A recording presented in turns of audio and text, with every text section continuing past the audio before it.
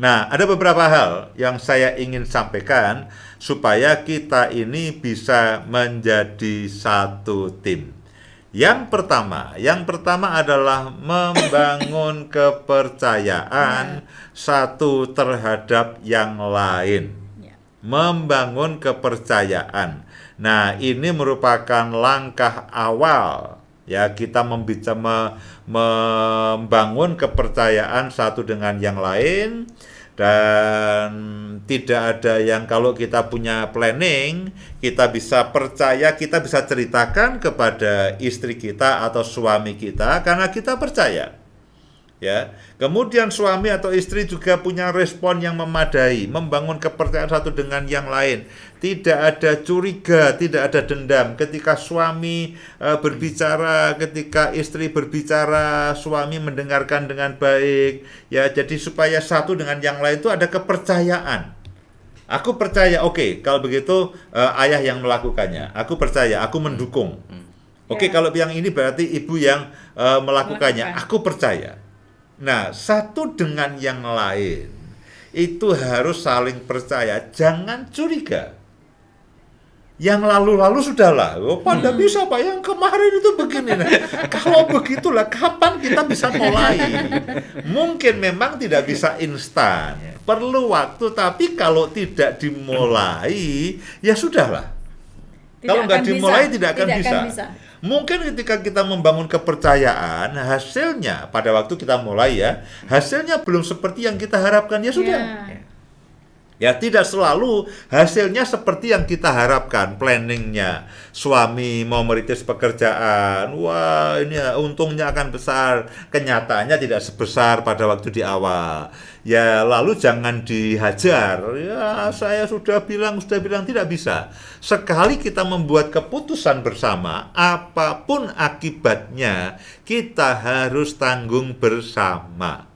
Sekali lagi, sekali kita membuat kesepakatan, saling mempercayai dan membangun bersama-sama, entahkah itu suami atau istri yang mengerjakannya, hasilnya apapun kita harus terima bersama-sama.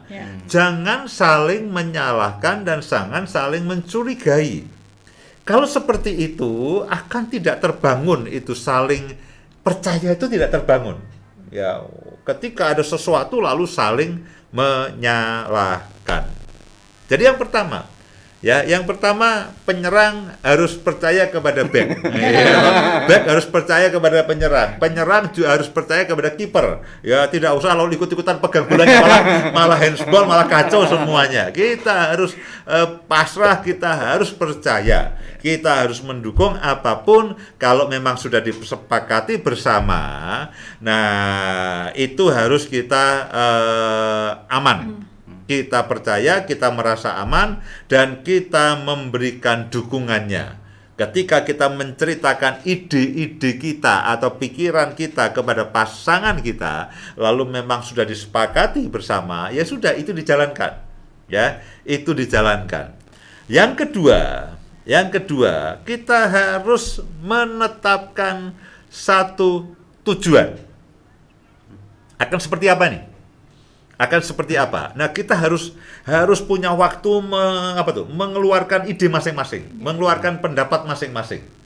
Suami harus belajar mendengarkan, istri belajar mendengarkan, dan kemudian kompromi sepakat. Kompromi dalam keluarga itu bukan hal yang buruk. Ya. Kompromi dalam keluarga itu bukan hal yang buruk.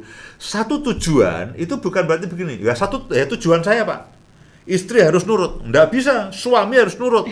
Nah, tidak bisa begitu. Kita harus belajar kompromi. Oke, suami suka yang ini, istri suka yang ini, ya sudahlah. Ya, kita harus rela, kita harus legowo, kita harus tulus menerima. Oke, kalau begitu bagaimana kalau istri ingin berlibur 1 minggu? Suami bilang nggak bisa, kita paling lama mungkin aku ada banyak pekerjaan 2-3 hari, oke lah kalau begitu maksimal 4 hari. Suami pengennya 1 minggu misalkan, ini misalkan ya, suami paling banyak bisa 4 hari. Lalu enggak, wah ngambek sana, wah sudah enggak usah liburan. Nah, itu kacau. Itu kacau. Ya, itu fatal sekali. Nah, kita harus belajar kompromi antara suami, kita harus belajar kompromi, mengambil jalan tengah. Itu bukan hal yang mustahil, itu bukan hal yang jelek dalam rumah tangga. Biasakanlah lalu begini, membuat keputusan bersama.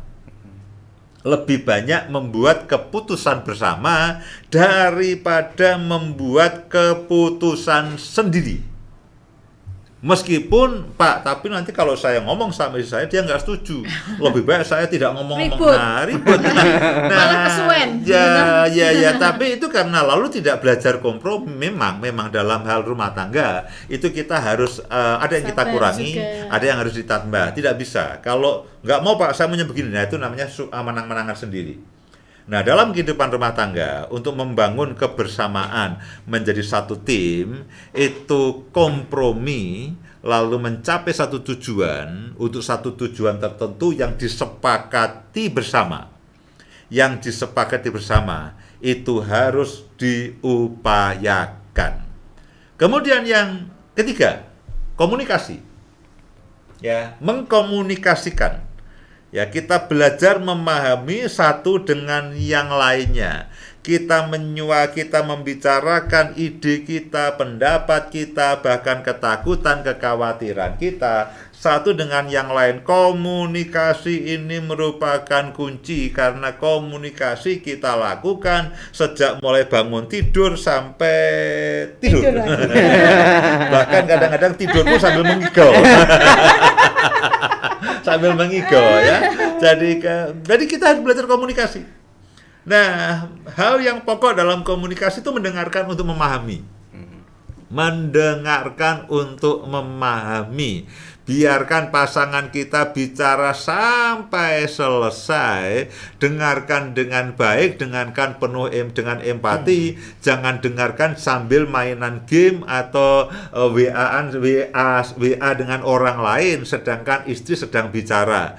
Kalau pasangan kita sedang bicara, lepaskanlah semuanya, lalu dengan penuh empati, dengan penuh pengertian, fahami apa yang dia bicarakan sampai selesai. Jangan mendengarkan untuk membantah. Mendengarkan untuk memahami. Setelah selesai, lalu kita gantian. Oh ya Mas, saya paham.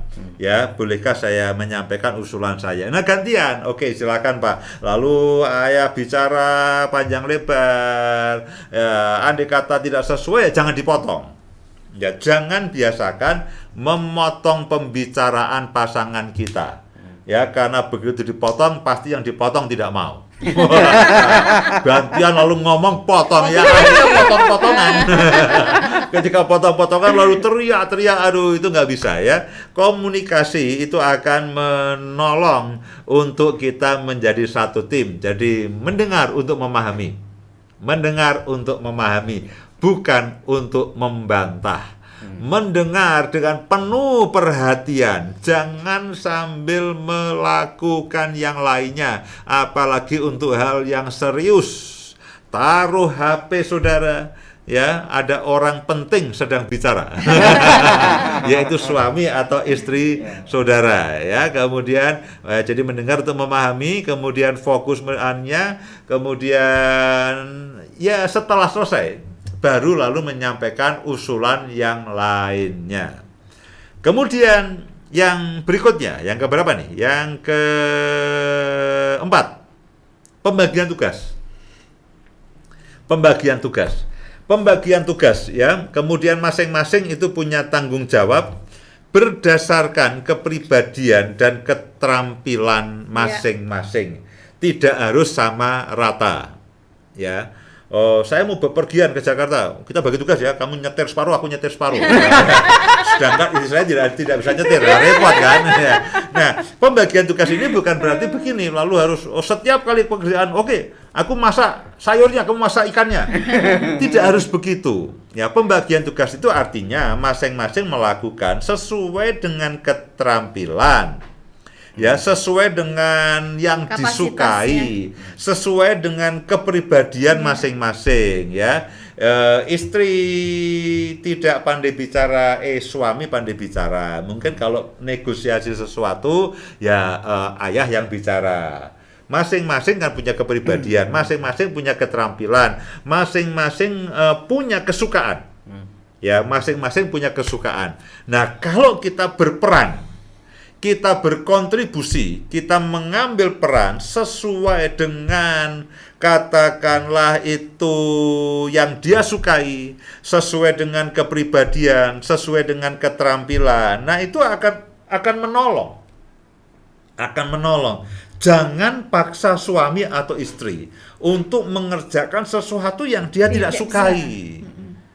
Ya, tapi Pak, ini kan jadinya saya semuanya. Itu kan dari tugasnya. Ya, ini tidak harus separuh-separuh, itu tidak. Ya, tidak harus separuh-separuh. Ya, tapi yang penting adalah begini, ya memang itu yang dia sukai. Ya, itu yang dia sukai, ya jangan dipaksakan, enggak bisa. Ya, kamu ya supaya belajar, kamu menyukai. Nah, itu akan menjadi sesuatu menyiksa ya, yang dilakukan jadi tidak menyenangkan. Kemudian waktu kerja. Ya, waktu kerja. Kadang-kadang suami dan istri punya waktu kerja yang berbeda. Waktu kerja yang berbeda. Nah, jangan dipaksa. Ya, jangan dipaksa. Istri sedang mungkin kurang enak badan, dipaksa masak. Ya, dipaksa masak. Wah, aku sedang kepengen ini, kamu tidak. Nah, itu tidak bisa. Lalu misalkan istri pengen diantar ke satu tempat, tapi hari itu beban pikiran dari suami demikian banyak, ada banyak hal yang dia pikirkan, jadi beban pikiran. Jadi sore itu suami tidak siap. Nah, kita jangan memaksa, karena masing-masing punya waktu kerja. Ya, kita minta katakanlah, ayah tolong itu lampunya perlu diperbaiki. Nah, hari itu katakanlah ayah sedang betul-betul tidak memungkinkan. Ya, lalu dia katakanlah, oke, besok kalau aku selesai kerja, udah selesai, aku akan perbaiki. Nah, berarti kan dia punya waktu kerja besok atau lusa. Nah, istri tidak bisa lalu memaksa, enggak bisa, aku minta harus sekarang, kalau tidak, marah-marah semuanya. Nah, masing-masing itu kan punya waktu kerja yang sesuai dengan ritme, yang sesuai dengan pergerakan mereka masing-masing. Nah, kita tidak bisa untuk memaksa baik apa yang dikerjakan maupun kapan mengerjakannya. Kita harus belajar untuk berkompromi satu dengan yang lain. Sehingga ketika kita mengerjakan semuanya dengan dalam satu tim, itu semua senang. Itu semua bahagia. Ya, kalau sedang ada seperti katakanlah sepak bola, musuh sedang menyerang, yang paling aktif ya bagian pertahanan. Ya, sementara bagian penyerang dia nunggu aja. Oh, kamu mesti ikut bertahan ya. Nanti kalau bertahan terus kapan yang nyerangnya? Kalau nyerang terus siapa yang bertahan? Ya, penyerang nggak mau, kiper harus ikut nyerang lah ya. Nanti kegulan terus. Nah, jadi itu waktu kerja masing-masing. Kemudian adalah menemukan solusi bersama. Karena tidak bisa dihindari itu. Yang namanya masalah, yang namanya persoalan, itu hanya masalah waktu. Entah nanti, entah besok, entah lusa, biasanya persoalan sekecil apapun, sebesar apapun selalu ada. Nah, ketika kita duduk dan menemukan solusi bersama, itu separuh persoalan sudah bisa kita atasi. Tapi kalau ada persoalan lalu saling menyalahkan, itu persoalan satu menjadi 3. Ya, nambah persoalan. Itu persoalannya sendiri ditambah saling menyalahkan, itu juga persoalan. Yang kadang-kadang ini persoalan yang kedua ini jauh lebih rumit, jauh lebih heboh dibandingkan persoalan yang kita hadapi. Ya, menemukan solusi bersama. Ya, itu juga berarti begini. jangan simpan kesalahan pasanganmu yang kemarin-kemarin ketika mengerjakan sesuatu. Akibat maupun hasil dari setiap pekerjaan ya kita tanggung bersama, kita menikmati bersama. Persoalan hari itu jangan ditarik untuk membangkitkan persoalan yang sebelumnya. Karena itulah menemukan solusi bersama. Ya ini kan bukan siapa yang lebih pintar, siapa yang lebih keras bekerja, siapa yang lebih hebat, itu bukan. Antara suami istri juga bukan kompetisi. Ya. Bukan saingan, tapi masing-masing memiliki peran yang tidak terpenuhi oleh yang lainnya. Suami punya peran yang tidak bisa dilakukan oleh istri dan sebaliknya. Kita tidak berkompetisi. Kita tidak saling saingan. Kita tidak mana lebih benar, mana lebih hebat, siapa lebih benar, tidak. Kita semua ini saling bersinergi menjadi satu tim. Ya, untuk mencapai tujuan yang kita sudah sepakati. Nah, sekarang hal yang terakhir setelah ini Bu Indah akan juga sampaikan beberapa hal yang berhubungan dengan satu tim. Mencoba hal-hal yang baru. Ya, dalam kehidupan suami istri akan menarik kalau kita itu lalu mengeksplorasi, membuka hal-hal yang baru, mencoba hal-hal yang baru, melakukan hobi bersama-sama atau bahkan mencoba sesuatu yang baru. Lalu kadang-kadang kita punya petualangan yang baru, bepergian ke satu tempat yang belum pernah dilewati dan sebagainya. Jadi mencoba hal-hal yang baru itu juga akan membuat kehidupan menjadi tidak membosankan. Nah, Bapak Ibu sekalian, itulah beberapa hal yang saya sampaikan mengenai bagaimana supaya suami istri itu menjadi satu tim.